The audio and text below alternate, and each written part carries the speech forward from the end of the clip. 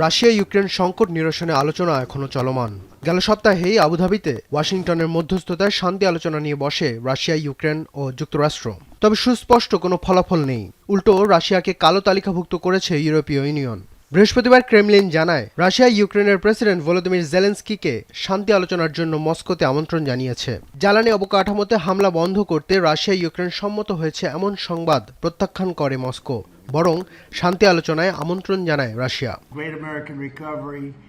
এমন পরিস্থিতিতে তীব্র শীতের কারণে রাশিয়া ইউক্রেনে এক সপ্তাহ হামলা চালাবে না বলে দাবি করেছেন মার্কিন প্রেসিডেন্ট ডোনাল্ড ট্রাম্প। ট্রাম্প জানান, রুশ প্রেসিডেন্ট ভ্লাদিমির পুতিন এই সময়ে ইউক্রেনের রাজধানী কিয়েভ এবং অন্যান্য শহরগুলোতে আক্রমণ না চালাতে সম্মত হয়েছেন।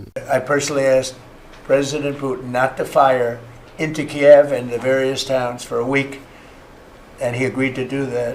এদিকে ট্রাম্পের এমন দাবিকে স্বাগত জানিয়েছেন ইউক্রেনের প্রেসিডেন্ট ভলোদিমির জেলেনস্কি। রাশিয়া তার প্রতিশ্রুতি রক্ষা করবে বলেও আশা ব্যক্ত করেন জেলেনস্কি। তিনি আরও বলেন, হামলার এই বিরতি ইউক্রেনের জ্বালানি অবকাঠামোকে সাময়িকভাবে রক্ষা করতে সহায়তা করবে।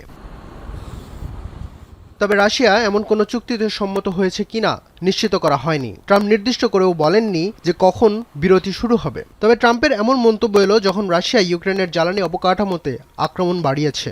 ইউক্রেনের লাখ লাখ মানুষ হয়ে পড়েছে বিদ্যুৎহীন। বুধবার রাশিয়া ইউক্রেনে ড্রোন এবং ক্ষেপণাস্ত্র হামলা চালায়। হামলায় রাজধানী কিয়েভের কাছে এক দম্পতি নিহত হন। এর আগের দিন যাত্রীবাহী ট্রেনে হামলায় 5 জন নিহত হন। ফজরাবি খান, এখন বিশ্ব।